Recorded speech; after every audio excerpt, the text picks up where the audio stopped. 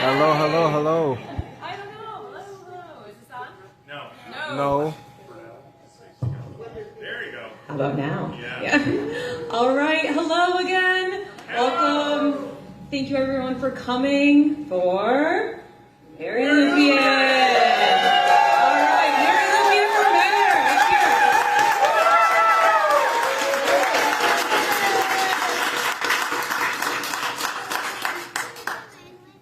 Well, I have the honor to be able to talk first. I appreciate it very much. I wrote something up, and I told Mary it was difficult to write about her because there's so many avenues I could go, and so here I go.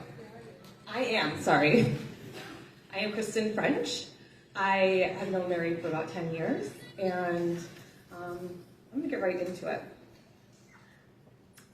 After almost 23 years of a resident of Rochester and an educator for RCSD and a proud union member, I've increasingly learned how critical it is to have transparent, knowledgeable, and generally attuned leaders, such as Councilmember Mary Lupien. Over the 10 years I've known Mary, she has advocated for policies and systems that address both immediate issues as well as generate sustainable solutions. Her focus on improving the quality of life for all, especially the most vulnerable, and she fights for the people of our city. It's evident to me why Councilmember Mary Lupien would be the ideal choice for Mayor of Rochester. There's numerous reasons why I support Mary. For today, I will focus on our youth and the stances and contributions Mary has made that would be enhanced if she became mayor of our city. On the issue of housing, Councilmember Lupien advocates for increased access to secure, quality, and affordable housing.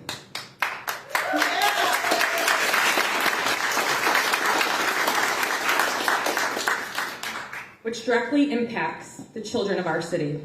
About 30% of the unhoused population are children.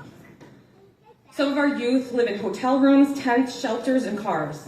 And this creates situations where students have difficulty with attendance, staying alert in school, and getting their basic needs met. And this is unacceptable. And we need a champion to continually fight to protect our families through rent stabilization, good cause legislation,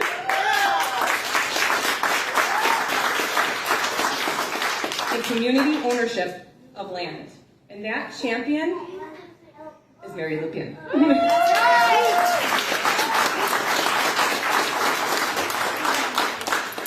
Rochester is a sanctuary city.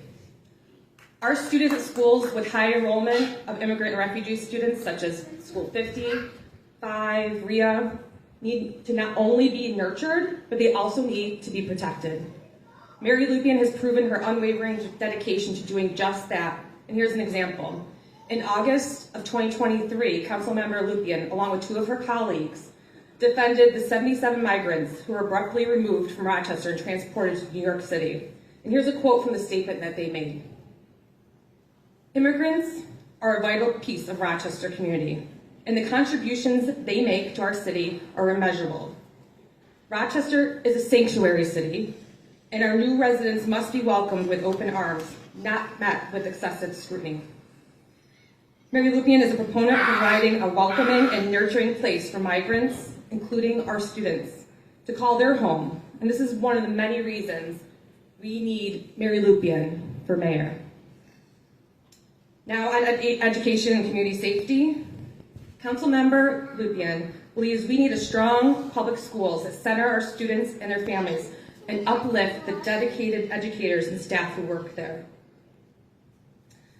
Mary Lupien advocates for wraparound services in which schools can be a central place for community life. She believes we need a safe, secure learning environments for our students and staff with a focus on modernization of facilities so we have functional heating, cooling, and ventilation systems that address the social and emotional needs of our students and enhances community partnerships and provides adequate staffing for our schools.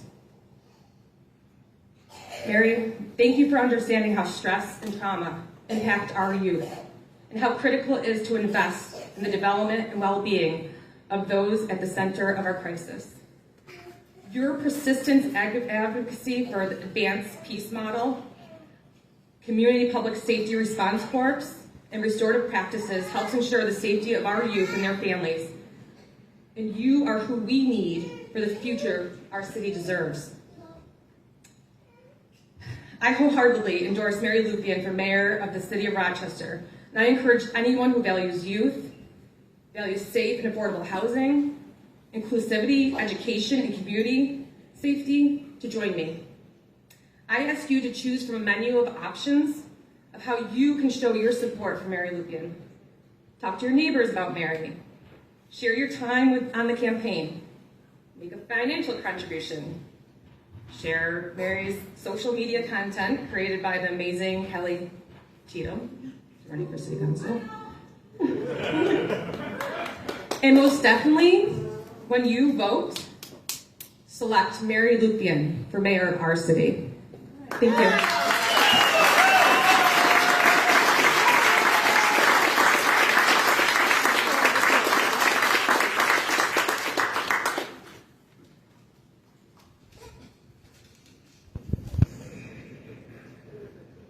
Hello everyone, my name is King James. I was going to prepare a speech about politics, my personal opinion on politics, but what I ended up with is an open letter of appreciation to Councilwoman Mary Lupian. Since I met her, she has done nothing to help me and my family in any way she can. As a citizen of the city of Rochester, I would like to thank her on behalf of my family and on behalf of the entire city. 2 days ago, I walked free after completing a 15-year prison sentence. So just for me to be able to speak here today shows you what kind of person Mary Lupian is. I met Mary Lupian from my mother in 2016 through letters and phone calls. But we never met physically in person until a few days ago. I felt empathy through our correspondence.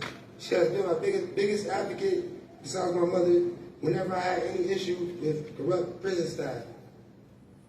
All the way from 2016 to this moment, this woman who I've grown to love has done nothing but help me in any way she can. A complete stranger who was in prison. The only thing she knew of me, she knows my mother. And through her friendship with my mother, she trusted enough to know that I'm a good person, which is weird to say out loud because my mother doesn't do friends. My mom is a good person, but she went through a lot, and it's hard for her to know anyone's true intentions. The point I want to make is that we're normal, regular, everyday people, just like you. We are what make this city and country what it is. Mary took time out of her life to help other people's lives better. In my opinion, that's the biggest quality for a mayor. Someone who lives and cares for the city. Someone who is our neighbor and knows firsthand what the city needs. She lives amongst us, and she is one of us. It's time for our elected officials to be from and for our people. Lastly, I would like to thank her for everything you've done for me and my family, and I'm going to prove to you it is not in vain. I hope that this city will give you a chance to do for the city what you've done for my family. Thank you.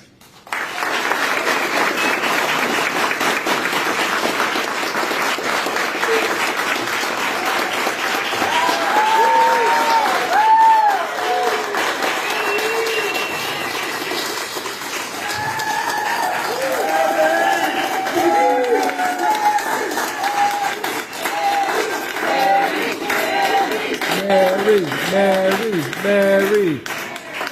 Thank you. I am grateful that James read me his speech before today, so I didn't come up here all blubbery. But I am so inspired by all of you today who came here to show up for our city. Today we stand on the site where Susan B. Anthony cast her illegal, fateful vote on November 5th, 1872. As an act of civil disobedience against the laws that barred women from expressing their political voices.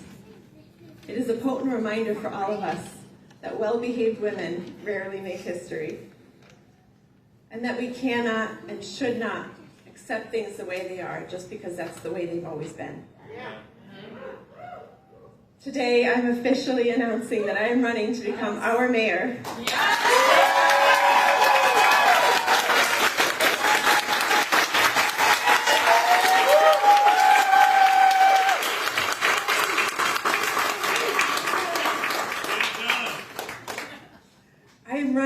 our city deserves bold and courageous leadership that puts our people first, the people who have made their lives here. Our city stands at a crossroads. The question before us is simple. Will we continue to go down the same path? Will we give in to the temptation to become just another footnote in history? Or will we refuse to accept the current fate and instead choose boldly to follow a path that Rochester's progressive political heroes walked by fighting for our residents who have chosen to make this city their home? To me, the answer is clear. We have to change our trajectory. Too many of our families are struggling with rising housing and utility costs, family instability, youth in crisis, and economic insecurity. We can do better. We must do better. It's easy to look around and lose hope. Many of us feel overwhelmed when they turn on the news and see what's happening in our city and around the country. But I still have hope. When I look at our city, I see resilience. I see so much potential.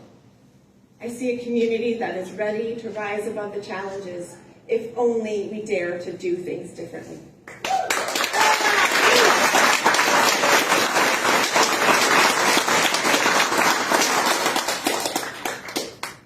And what makes it all the more frustrating is that we know people-centered solutions work. Communities around the country have implemented them to great success. We just need leaders with the courage and the commitment to do them. We've heard it too often. We can't do that. It's impossible. That's pie in the sky. But how can we continue to look into the eyes of our most vulnerable, our elders, our youth, our struggling neighbors, and tell them that we're not doing everything humanly possible that's within our power to help? I know I can't, and I know you can't either. We need a government that invests in us, our families,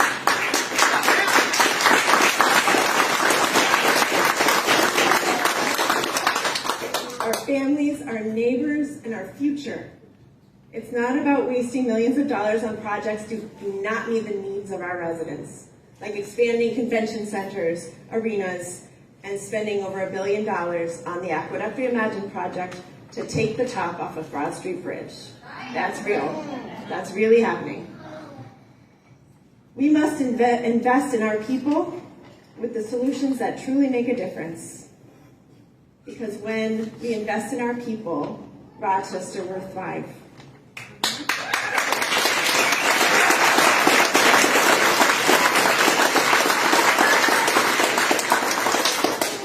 We can provide every family in the RCSD guaranteed income to build a foundation for success. We can make a commitment that everyone have access to stable, quality, and affordable housing and offer a path to home ownership.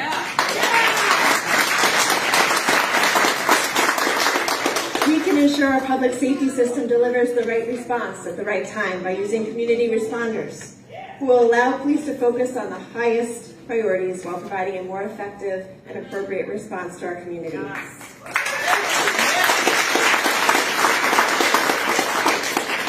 When we aren't constrained by the past, the possibilities for a brighter future are endless. When I joined City Council, I promised to fight for bold ideas. I championed the creation of a mental health crisis response team, secured funding for community-led safety initiatives, voted for strong tenant protections in good cause eviction.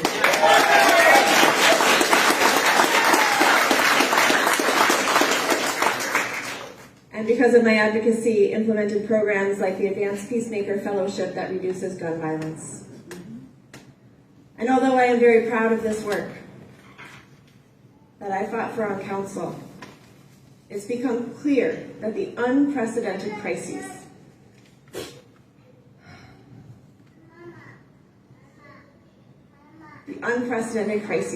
that we face demand bold and courageous leadership from our executive, which is why I am running to become our mayor.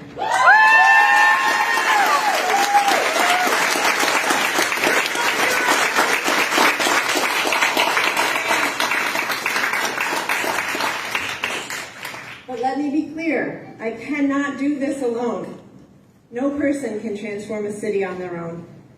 Real change happens when we come together as a community. I'm asking you to join me, because Rochester is our city. It belongs to every single resident. And together we can and we will build a thriving Rochester.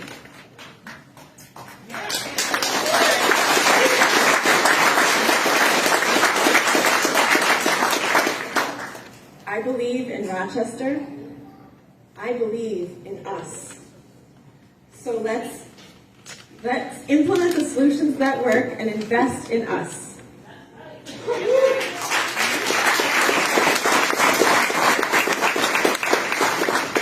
So today I am asking this community for their trust, for your energy, and for your commitment to making Rochester the city we all know it can be.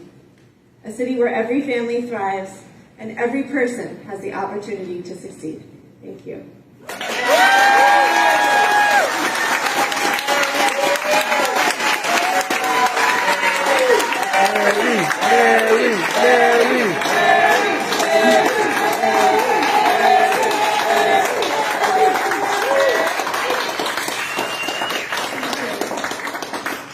And I have to do the thing. I am not going to be able to compete with the other two members of this race in fundraising. They're each planning to drop $1 million on this race. I'm going to win on authenticity and ideas. But we need money to get those ideas in front of people. And I ask if you are able to donate the amount that maybe it's just a little stretch on your comfort zone. I'm a little out here out of my comfort zone too. But that's what we're going to need to win this race. And if you can spend any time to volunteer, we need to knock on all of the doors and call all of the phones. And if you have a special skill, we can use you. I want to thank you all for coming and for bringing your energy and your hope into this world. Thank you.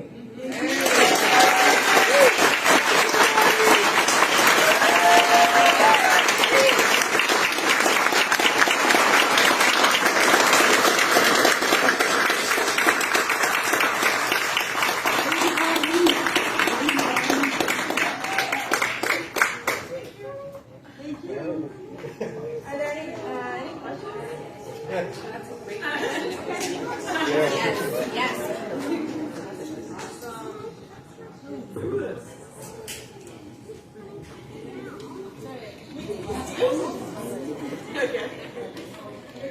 Okay, good. Just making sure.